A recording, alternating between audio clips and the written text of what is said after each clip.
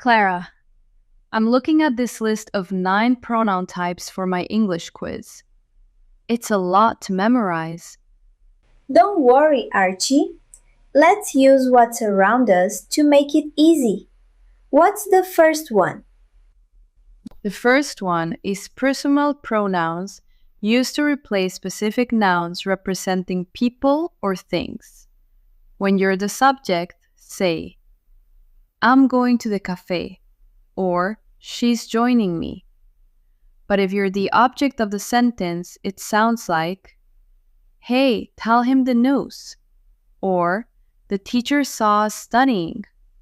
Exactly. You use them every day. What about the ones for pointing things out? Those are demonstrative pronouns. Like, this is my favorite latte, but that looks like a difficult quiz over there on the next table.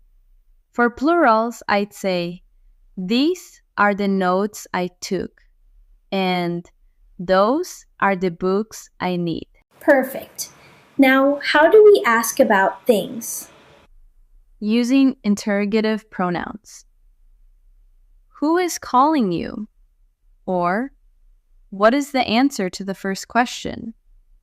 And, which of these books is yours? You got it. And the fourth one? Indefinite pronouns.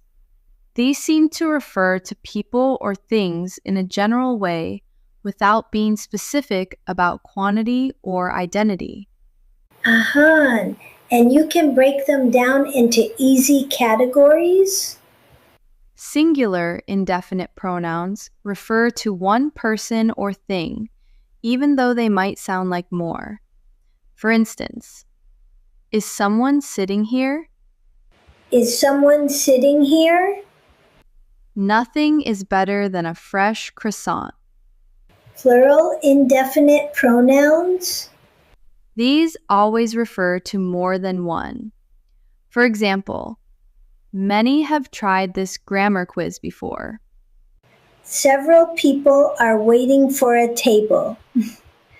Both of the lattes are delicious. And what's the fifth category? Possessive pronouns are used to show ownership or a direct relationship between a person and an object. For example, this grammar workbook is mine.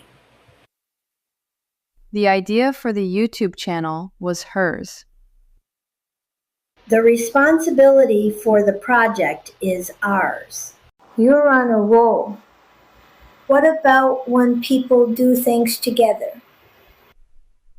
Reciprocal pronouns. For example, we helped each other with the pronoun list. Or, the students gave one another feedback on their English speaking. Spot on. What about relative pronouns? A relative pronoun is used to connect a clause or phrase to a noun or another pronoun. It provides more information about the noun mentioned earlier in the sentence without starting a new one. Think of them as connectors.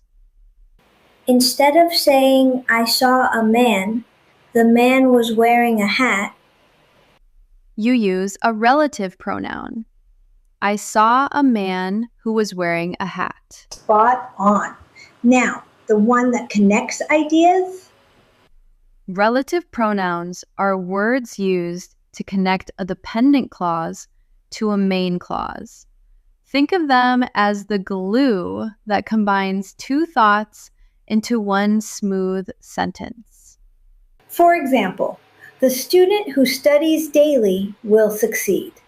Or, the cafe that we visited was very cozy. Or, the book which I bought yesterday is very helpful. Only two left, the self pronouns. Reflexive pronouns are when the subject and object are the same. I taught myself how to use AI video tools. Or, he bought himself a croissant at the cafe. I hurt myself. The subject I is the same as the object myself. And the last one? The one that looks the same but is just for extra flavor. Intensive pronouns. They just add emphasis. I washed the dishes myself. I equals subject, person doing the action. Dishes equals the object of the verb, thing receiving the action. Subject just adds emphasis, used to emphasize that I did it, not someone else.